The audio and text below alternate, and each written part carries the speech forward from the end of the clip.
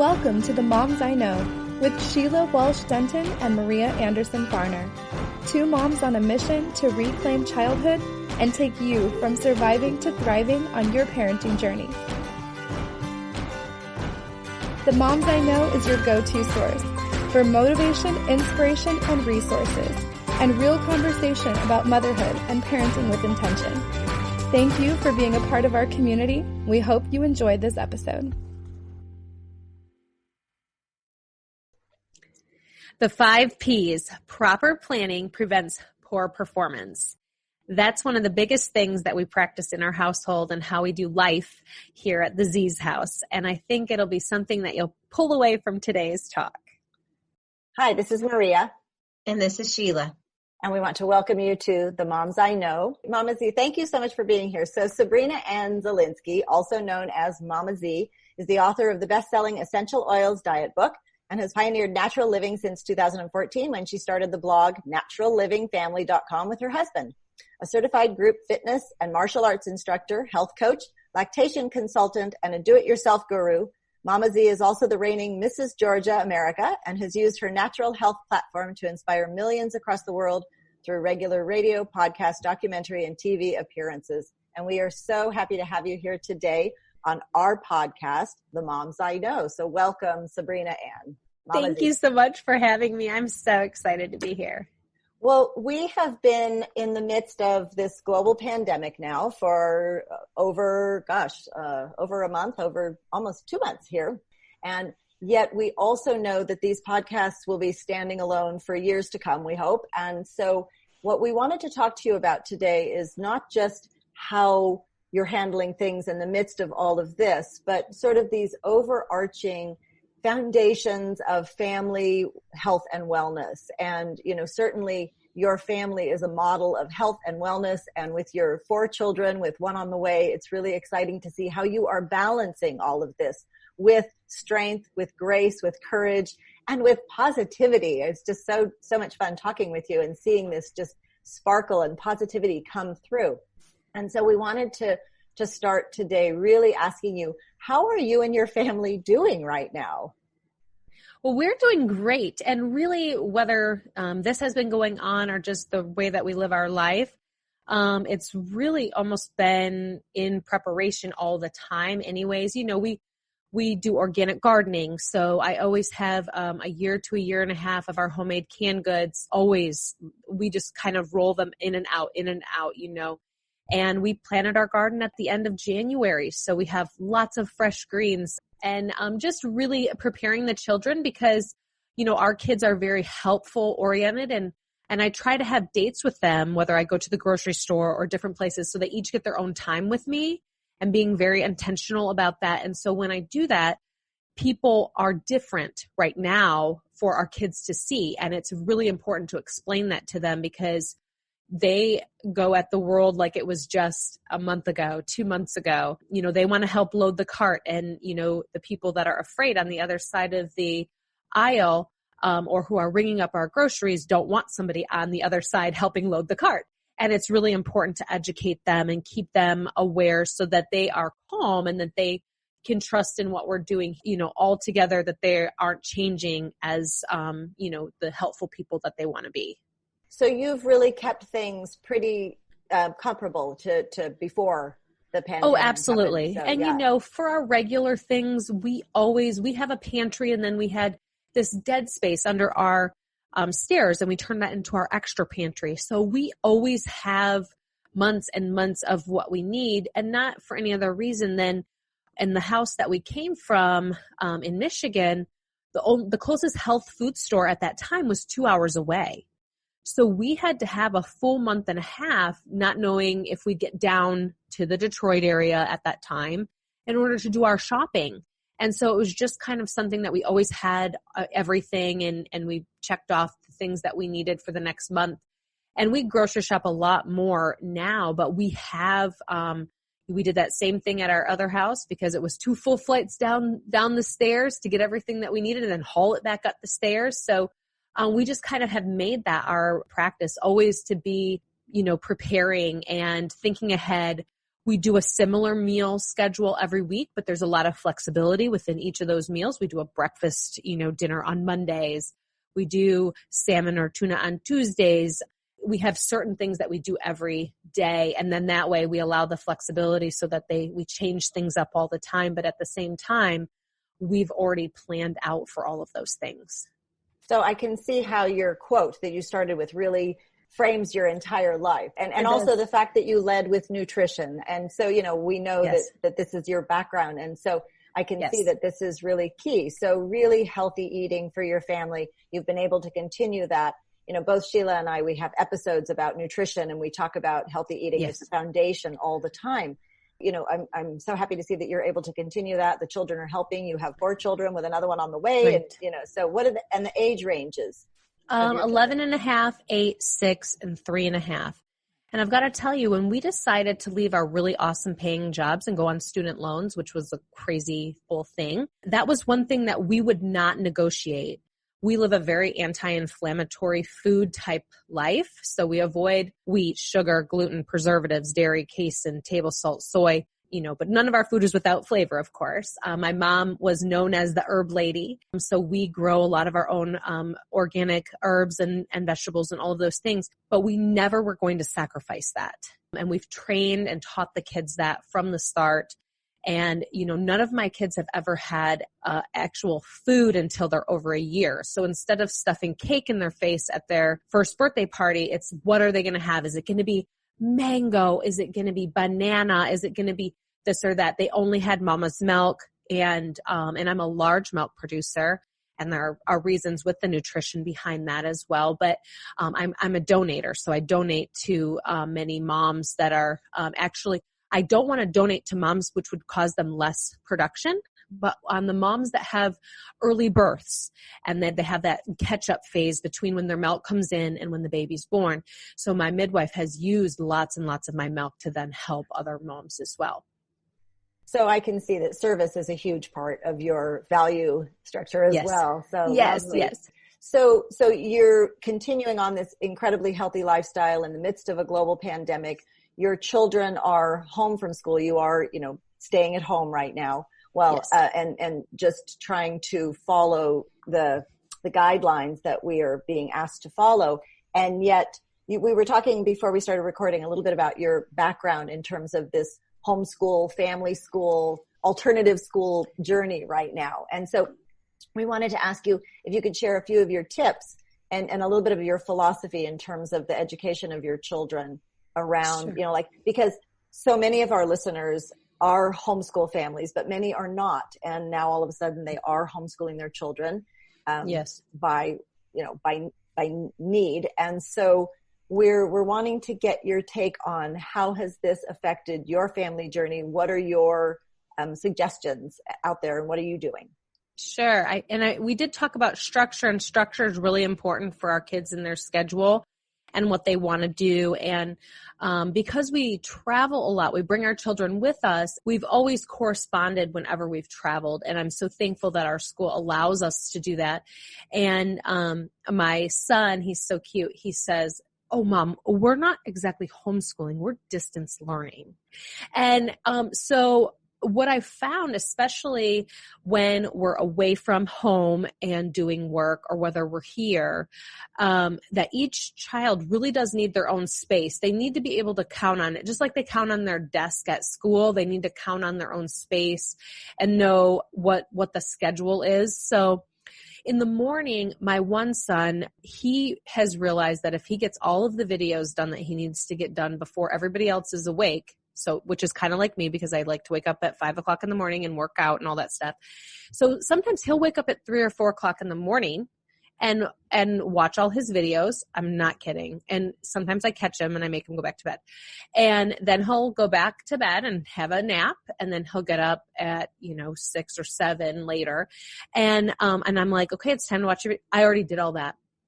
And I made sure that I made my bed and I did all this because every day, no matter whether we're here or not here, I always have them, in order for me to be a candidate for breakfast, they need to make their bed. They need to fold up their bedding.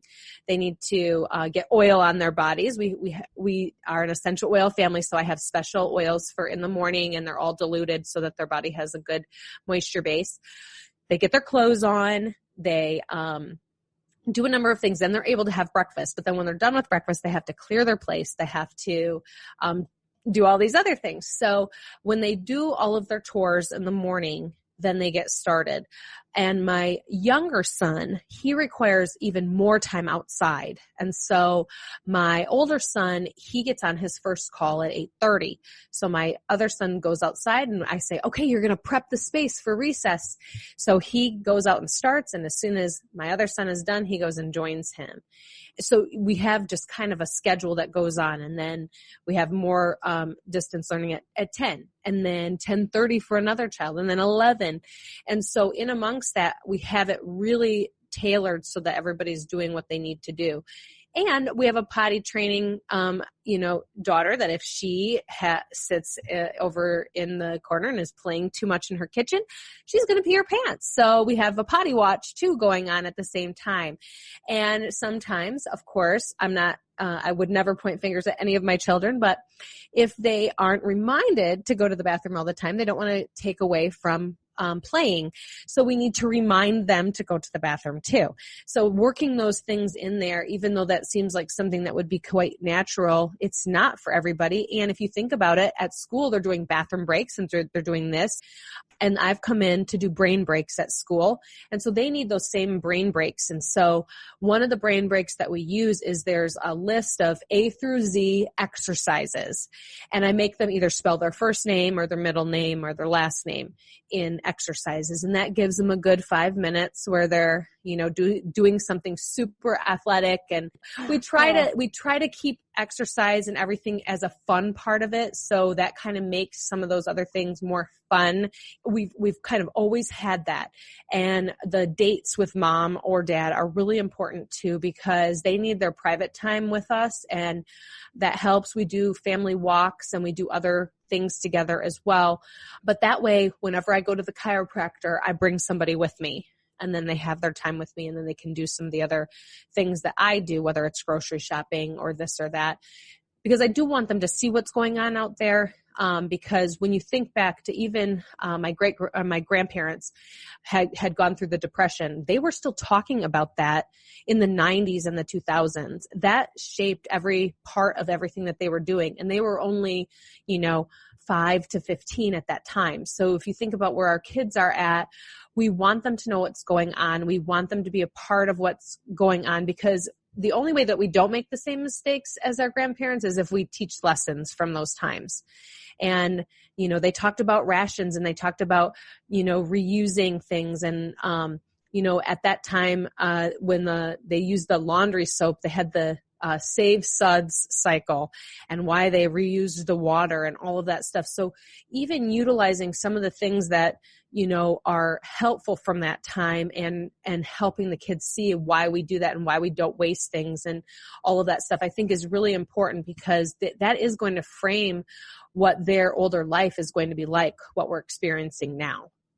Yeah, this pandemic is going to be, these young children's depression for our parents. You've said so many things that I want to pull out here. I really hear that there is rhythm in your family. There's routine, that you have these structures in place, but also the flexibility that's there for each individual child. The fact that your children are now having to do lessons online, and I love the fact that they're calling it distance learning instead of homeschooling. There's always that homeschool kind of, preconceived notion type of a thing. But, now distance learning has become a whole new phrase that everybody is utilizing. And that's different for each of the different children at the stages they're at as well. Right. You have the range of children, but I see the initiative that some of your children are taking as well, to get up and get their quote unquote distance learning work done early so that they've got that freedom to kind of create their own schedule. So you talked a little bit about that flexibility and how important the play is. And so I'd love to hear how you structure the outside learning, the play for a range of children. Well, and I think it's really good because we have such good age ranges. Our kids get along with every age range, and our kids like to help other kids. If the older kids aren't available, my older son will play with a 2-year-old that's out there, and he thinks that's so fun, and I think it's important. Like, we have a trampoline. We have everything very, very safe. The environment that we have is that way. We're blessed to have our I set it up. Our concrete goes all the way from our driveway all the way back around, because when I have dirt dumped off or dropped off and mulch and other things or work trucks back there, I can get a lot more stuff done. But equally, I can see everything that's going on purpose. I can see everything. And I mean, I do have cameras out there, monitoring the situation as well, but I can see everything. And that was a big thing for me. So they play with their bikes in the back, and we actually have like the vehicles as well, the little Jeeps. And of course, that's definitely more like Bella's and our younger boys' age, but we have some 2-seaters too. So they kind of mentor the other kids. And so they've always had fun really playing together. We have a whole toy chest of balls and bats and all of that other fun stuff. They'd make a huge mess and then they'd have to clean it up. And that's a huge part of what we do. Everybody has to clean up their own messes. Nobody's going to do it for you. And if I don't teach you, then you're not going to do it when the time comes. So it's really important that they do that. But we always have something different going on. They see something, they want to investigate something, they want to make something, and we allow them to. Now, however, it is tick season here, and the kids were investigating big sticks behind the fence, and I didn't see them get out, and I didn't know, so I didn't give them a tick check. And then the next, later on that day, they were snuggling with me, and the next day I found a tick on myself. And I was able to get it off and I know how to properly do that, and it had all of my skin on it, and I did have it tested and it was fine. But, we do really have to do our tick checks, especially if we aren't having all 2 eyes on all of the children at one time, because, lo and behold, they're going to go different places and they're going to get bumps and bruises. And so knowing what to do when they do that as well is really important. But having them play together and having them be interested in everything that everybody's doing, and that's not a baby game, and that's not this. It's having fun together and working as a family. And whether you're playing with Bella, who's the 3.5-year-old, or you're playing with the 11.5-year-old, making it so that it's fun for everybody, I think is really key. So I really hear this, multi-age focus. And then also, yes. I'm so glad you brought up the sort of the riskier play, because, Sheila and I really talk about that, and, cultivating courage and allowing children to have that exploration. And, absolutely. And yes, we used to always do the evening tick check, but not being afraid of that, not having that's that, right. Not coming from this place of fear that our children can't go off and explore, and then we can have the safety checks kind of a thing. But it's so important for them to explore in that way. And I love the way that you're talking about this multi-age play. Well, and you mentioned that. So the neighborhood kids, my older son, he's very, very intelligent, didn't want to take off of the training wheels and was afraid. And he's the one that doesn't jump before looking. And I have many of those. So, when they fall off their bike, it is important literally to put them back on it. You never want them to fear and to be bound by that, because that turns into anxiety and other things later in their life, and they fear things and they won't try things. So his friends wanted to go on the dirt bike trails and all of this stuff, but we have a really big hill in our neighborhood, and it's kind of hilly, but we're a very flat ground kind of area. And so he was like, no, I can do all the things that those boys can do. And we're like, well, do they have 2 wheels or 4 wheels on their bike? And 2. And they told me I couldn't go because I'd be too slow.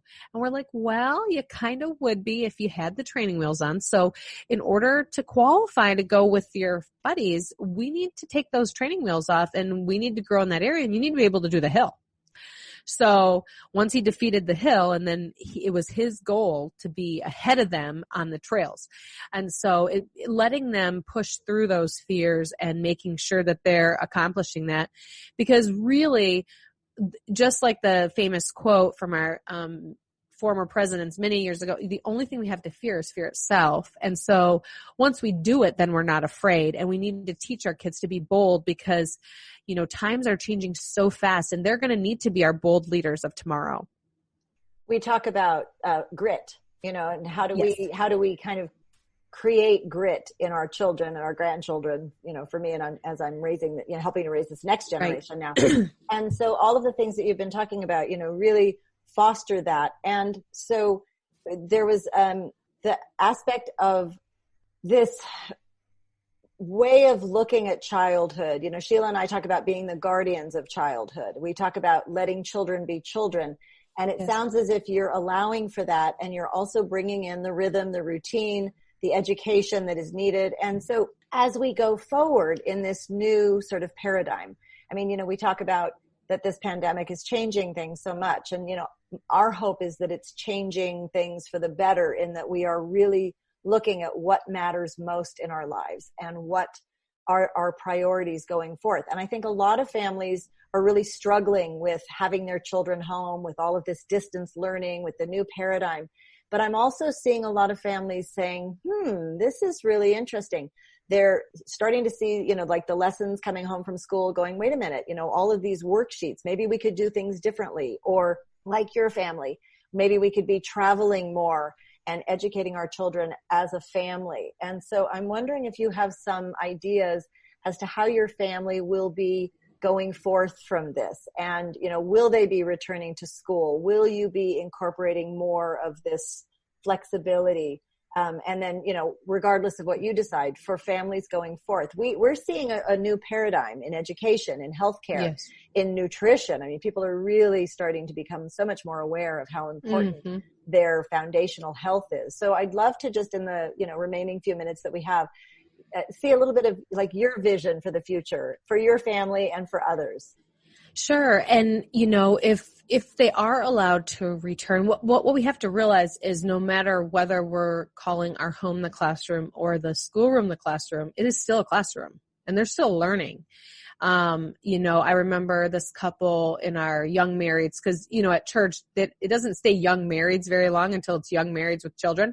So she said, our kids are our best Holy Spirit that we could ever see. And I remember so many times teaching adults fitness, and then I would look at their form and I would see that is not perfect. And then I'd look at myself. Oh, well, guess what? Got to make a tweak over here first before that's going to carry on to everybody else. And realizing that I had to be even sharper because they're going to pick up maybe not 100% of that, but at least 90% of that. And so are the kids. And so whether we're unschooling or homeschooling or distance learning or in the classroom environment, providing some sense of structure, which allows the kids to feel comfortable because they know what to expect. They can trust that, and they need to be able to trust that. But in that environment, allowing them to thrive and grow in the way that they are learning. And that means figuring out how your child learns too, because my older son and daughter, super talented at math. They're able to do all of that, show their work, do it in their mind. My third child, if he's doing mathematics, I need to give him the pan of cookies from Bella's kitchen and let him count those out, because he'd be sitting at 3 problems for 3 hours when he can do that with the board and all of that tactile learning in 10 minutes, and knowing the learning styles of kids, whether they can do it by audio or if it has to be physical. And the thing about school is they give them a combination of all of that, and then they tend to grow in the areas that they're strongest in the way that they're taught, depending on the year and depending on the teacher. So the whole goal is eventually they'll all be well-rounded in many different areas. So we need to be able to figure out how our kids learn and which way we're going to go, because eventually when rules and other things are put into place in our schools, we may or may not choose that we want to return to the continuing option. But the more parents I talk to, they didn't think it was possible to do a homeschooling environment. And it always was possible. They just didn't think it was possible, but it is possible. And, for people who are overwhelmed with their work and other things, they may not be quite there yet. And this is a very good transitional period because we just have to figure out what's going to be best for the children and do the best environment.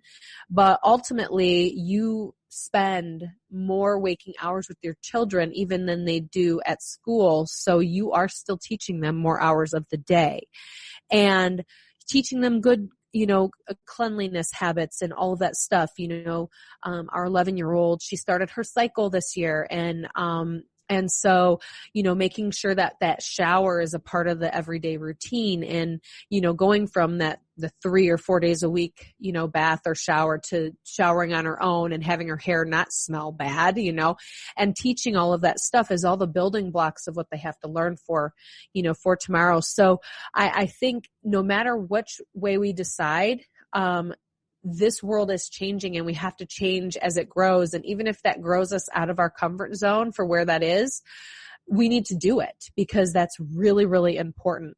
The other thing is that whether it's bacterial, viral, and all the stuff going on, we need to be aware of the chemicals that we're putting in our household and what we're doing with our children. And literally, I'm going to kick the Beehive here, but you better throw out that hand sanitizer because it has tricyclican, which is a registered pesticide, and you're just putting pesticides all over your children. And throw away every single one of those plug-in air fresheners because you literally are changing the hormones and the chemicals in your bloodstream and in your body. And I remember when my husband did, they were talking about just how your body takes in chemicals and why drug abusers, sniff things and stuff because it gets into the nasal mucosa so fast. But if you think about all the things that we're annihilating ourselves with, the home needs to be the best and safest environment. And so making sure that your air and water are as clean as you possibly can do, and know that you can easily make your own cleaning materials and have them not be toxic, because if they're toxic to you, your kids are much smaller, your animals are even smaller, and they're literally sucking it up in their feet and on their hands and every surface, and you can't get away from it. And even though you think you're actually increasing their immune system, you're decreasing their immune system in the process of doing that. So I'm going to challenge everybody to really be the difference and to try to reach outside of those boxes to grow, because this is the time that we can either shrink down or grow. And this is the time that we're called for. The Bible says that we're called according to his purpose, but we were also born for such a time as this. And this is the time that we need to shine. And this is the time that we need to be the examples. And this is the time that we need to push forward and stronger to teach our kids about what it's going to be like to do what they need to do in their households to come. I really appreciate what you just said. I love the analogy of kicking the beehive, and that's really what you just did. You really kind of, put it out there, and I appreciate that, because the one thing I've been thinking about is the, growing out of the comfort zone. I love that too. But as we move forward, what are going to be the consequences of this overabundance of sterilization? Yes. And what is going to happen to our gut microbiomes? As a GAPS practitioner, it's always about the microbiome. And I think the microbiome is going to be changing. So how can we support that? And so thank you for being a voice and kicking the beehive and really getting it allow out your immune systems to do what they're supposed to do. Exactly. That's mama knowledge. That's mama intuitiveness. And that is really what we have to go by. So thank you so much. Yay. And, one other thing is, if you look at the charts and you think about this, it makes sense, but it reads it on the research, the homemade masks, they don't do anything. And you can read about the percentages of what it doesn't do. But as you get higher and higher up to those N95 masks, you're limiting more and more, but you're taking in your own CO2 and you're just recycling your own CO2, which is not healthy either. And you are also decreasing your immune system in the process of what you're doing. So we really have to be cognizant. We have an immune system for a purpose. My aunt, who they actually have a homeschooling, they have a homeschool that's part of their acreage in Wisconsin. and it's about environmental learning and all of that stuff. But I remember she used to say as a gym teacher, eat a tablespoon of dirt to increase your immunity. We play with bare feet in the dirt, and Eric always jokes that I'm barefoot and pregnant in the garden or in the kitchen. And usually that's most of the times over the last 12, 13 years. But it really does help. And we need to not be afraid of getting dirty in order to really allow our immune systems to do what they do. One thing I had read when my daughter was small was rejoice when your child has a fever, because if it's between this and this, it's bacterial, and you need to allow that body to fight it. And if it's this and this, it's viral, and you need to allow the body what it needs to do to fight it. And, using essential oils like diluted peppermint and orange together allow them to not kind of just let their body internally sweat it out while they're externally feeling a little bit better, or detox bathing our kids, are awesome things to do. But one emergency doctor told Eric about 90% of the cases that come in the emergency room never needed to be there. And we need to make sure that we do our mommy diagnostics first before we, take people in. And granted, they're there for the time that my son went on the slip and slide there at camp and broke his collarbone and I sliced my foot open. But we need to be Dr. Mom, and we need to teach that. So we use homeopathics, we use arnica, we use essential oils, we use the things that God gave us that are, it says in the Bible that the leaves of the trees are for the healing of the nations. We have most of these things at our fingertips, as long as we keep them stocked in our pantries most of the time. So we have the tools available. We just need to use them, and we need to let our kids know and have them be confident in treating those things as well. I mean, everybody brings the kids over here to get treated for something. It's a bump or a bruise or whatever. They know what the peroxide bubbles. They're like, oh, not the bubbles, anything but that. But, they know that we're going to use homeopathic methods. And the best part about it is they can see even through the worst of the situations that they're healed and that they come out on top. And actually it's a lot faster. And when it comes to the gut and all of that stuff and building the immunity, using liquid silver and high levels of probiotics and alternating them, the kids have not ever needed an antibiotic.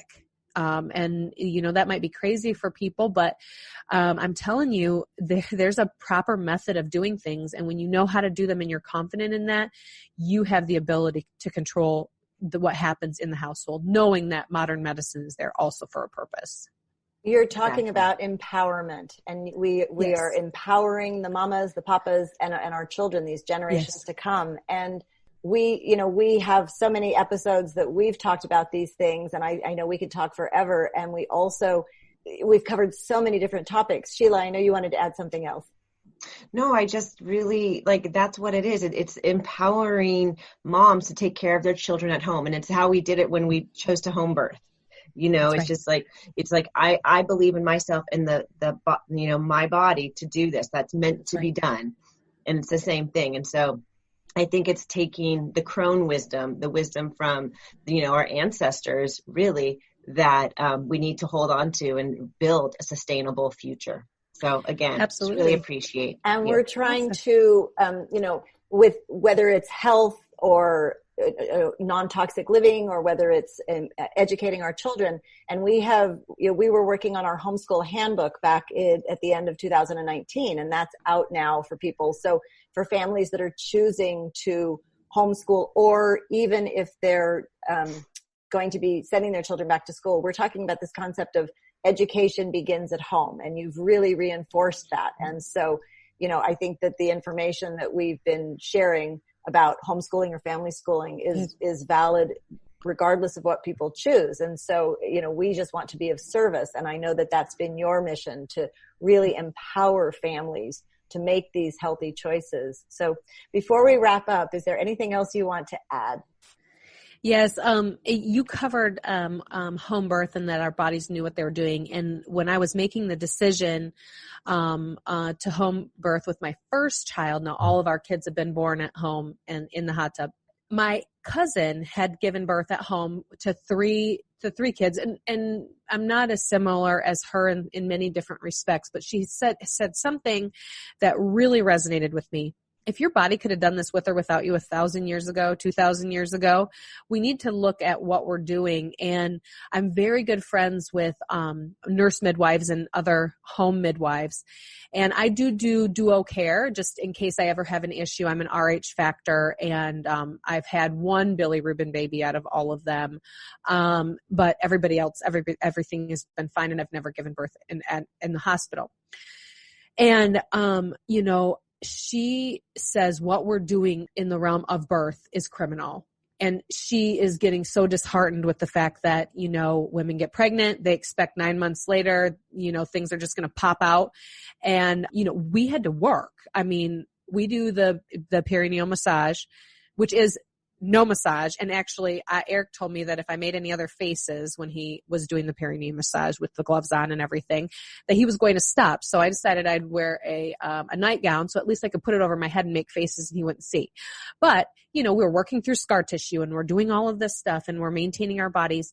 And in order to be a home birthing mother, and I may add, a mother in general, we need to be educated, and we need to be educated not just on our bodies and what our bodies do and what are our signs and symptoms and all of those things, so that we're super sensitive to what's going on, but also giving ourselves the confidence, not just the children, but ourselves, that we can do this. After I had the first baby at home, I was like, this is my environment. I want to do this. And when I had the third baby at home, we had a lot of blood mixing in the process. And so the one that was a bilirubin baby, he came out tan. So I knew if it had gone in his eyes, we're going to have to go in. He was 9 pounds, 8 ounces. I mean, he looked 3 months old when he came out. So when we got there, they were going to try to pressure me. And I said, no, I'm breastfeeding this baby. Well, we're going to have to weigh every diaper. You can go ahead. But they had those commercial pumpers there. So I left with 2 wagons full of milk in like 3 days. And I'm not kidding. But the thing is that when I went to the hospital, for the children's hospital, they had him on the highest light therapy possible. And it was needed. His meconium poop turned in less than a day to regular poop. And then as soon as he got under the light therapy, it went right back to black. And the lady came in to clean the room. She cleaned the floor, and then she cleaned the toilet. And I had already been there for 24 hours with the same rag.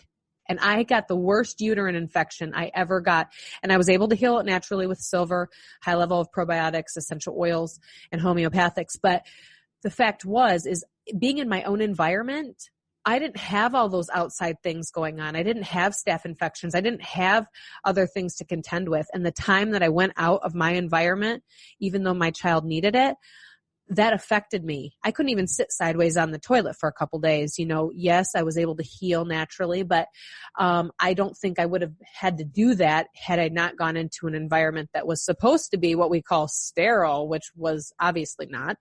And we have to just know that it's not just the good doctor making these decisions for you. You are in charge of your healthcare. They are practicing medicine, but they're also practicing on you.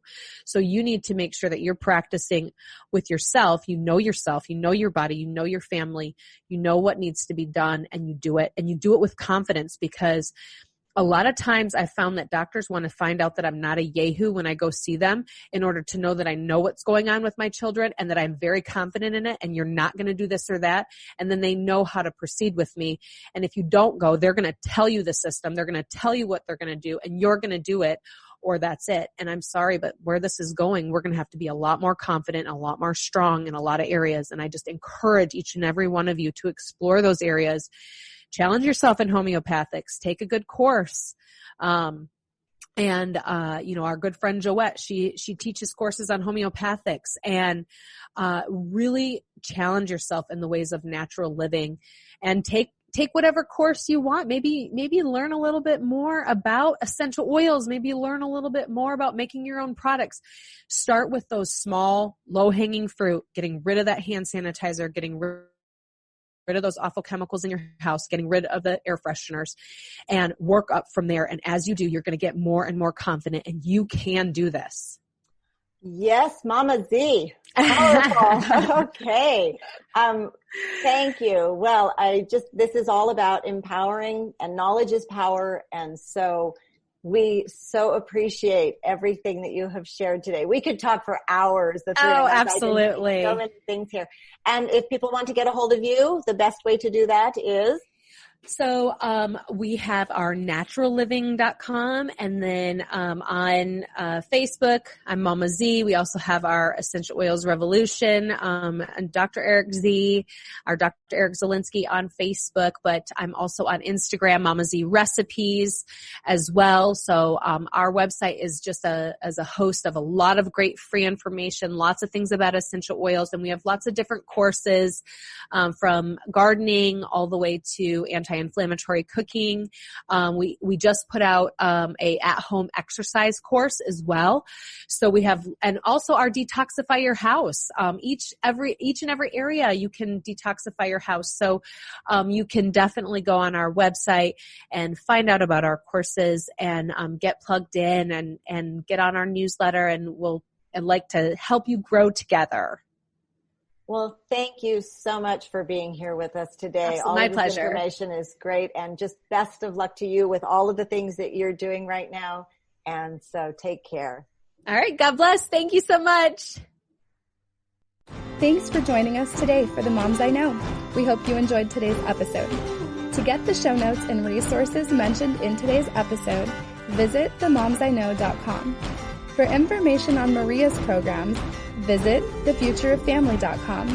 And for information on Sheila's programs, visit purplebeetfamily.com. Don't forget to subscribe and rate us on iTunes, and follow us on Instagram at The Moms I Know Podcast. Until next time, have a joyful family journey.